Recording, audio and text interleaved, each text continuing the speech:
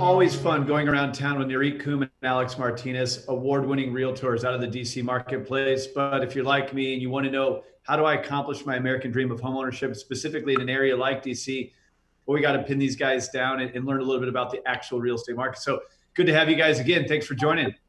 Thank you, Greg. Thank you for having us. Yeah, so I mean, you guys show us the lifestyles and the stories, and it makes everybody want to get to know that market a little bit better. Tell us about what's actually happening in DC real estate. All housing markets are local. Nurit, who would have thought with this COVID situation the housing market would be on fire? What do things look like from you on the front line?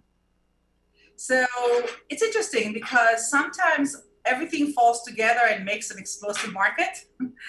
And this is really what happened here. So interest rates were low, but they're still even lower now than they were last year, which is amazing. Inventory. So what happened with the pandemic? So many people did not want to put their house on the market, did not want to have people coming in and touching their doors and all that stuff and cabinets. So they didn't feel comfortable people coming into their house, so they're not listing their house.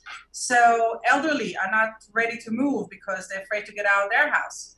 So a lot of the segments of the market is not there, and we have less listings because of it. But the demand is still there. Rates are low. We have tons of buyers, and psychologically also, this pandemic changed people how we think. Yeah. Right? Suddenly we so much value our house, and if we didn't like the kitchen, now we really can't stand it. We don't order from restaurants as much or go out as much. We're more at home. We all need an office, maybe 2 or 3 offices, because we need a husband and wife, we need kids, a place for homeschooling. Backyard became so crucial. Pool is, you can't even schedule with pool companies. They're so busy right now. So Unreal. All this created this demand. And then many times with my clients, we sit down and we say, okay, well, do we renovate or we move to a new house?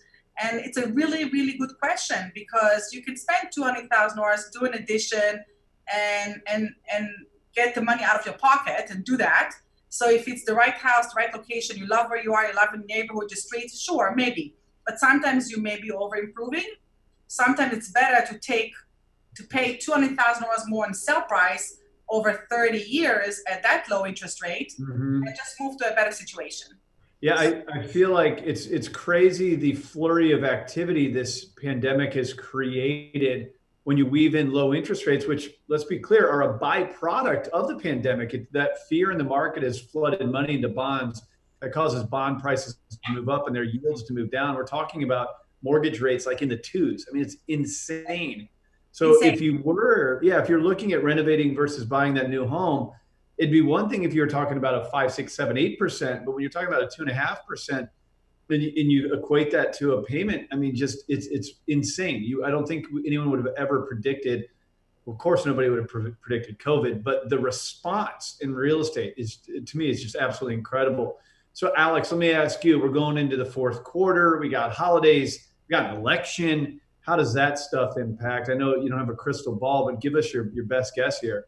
Absolutely. So more of anything, I don't know if you know this, but traditionally 20% of all homes sell during the holidays. To be very honest with you, we're in an area where it's an area that is technically a recession-proof area, because we have so much going on. We're in Washington, D.C., so we have so many people moving in and out of the area. When we saw the crash back in 2007, 2006, we were we're not affected very much, just because of, the consistency that we have among our area. We have embassies, we have NIH here, we have a lot of good things here in our area. So to be very, very honest with you, if we needed to predict the future, I can tell you that I can only see the rates staying as low as they have been. I can see that elections are coming up, and we're going to see a lot of movement in our area. And the people who have missed the market just because there's been a low inventory, they're still out there, and they're serious buyers. So they're still looking to purchase something. They're looking to acquire something, so that we haven't seen that slowdown that we usually see once kids go back to school. People are still very active out there. So just to predict it, I'll say that we're going to remain very strong. I'll predict that the rates are going to stay the way they are, and we're going to see huge movement of real estate in our area. It's almost like all of these outside forces, whether it's the pandemic or an election, they're forcing this flurry of activity. What that activity is really just depends. It depends on where you are. I said this the last time we sat down together, and I'll probably say it every time we sit down together. Launching the American Dream all across the country, I had the opportunity to visit all of these cities I've never even been to before. I live in San Diego, California, love it here.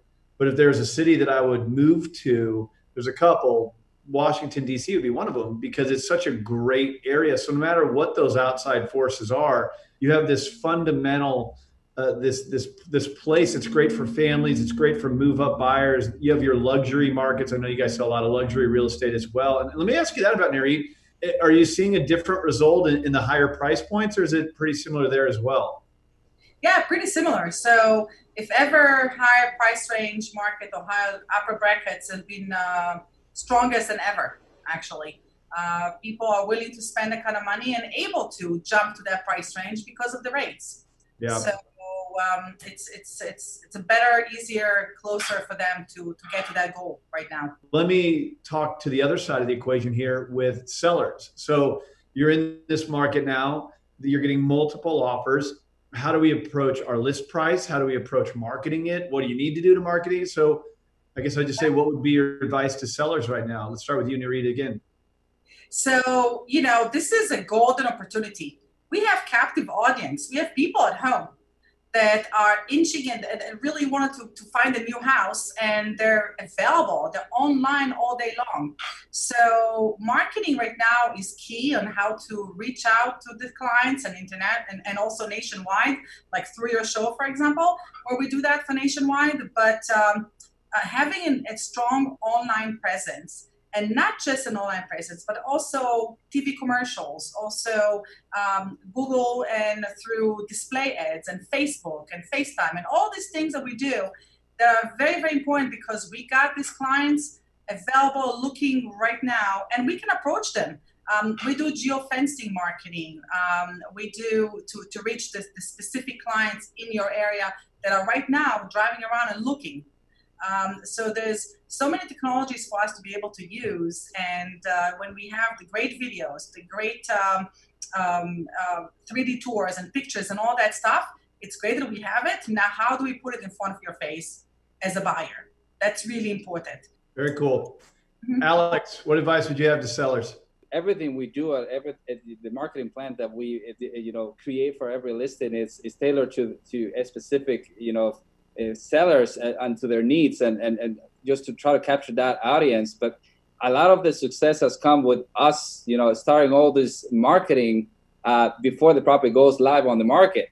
So that's creating that momentum. As soon as the property goes on the market, we already have people lining up on that property because there is so much interest that will yield a multiple offer situation. And, of course, getting a lot more than what they thought that they were going to be able to proceed for the property. So just doing all that heavy lifting ahead of time, and once it goes live, it's pretty much a sold property. And I will say one last thing I will mention, if you don't mind. Every houses do sell right now, right? So as sellers will ask, well, do you need to do all that marketing? Yes, because it's the golden opportunity to get really highest price you can ever imagine. Sure.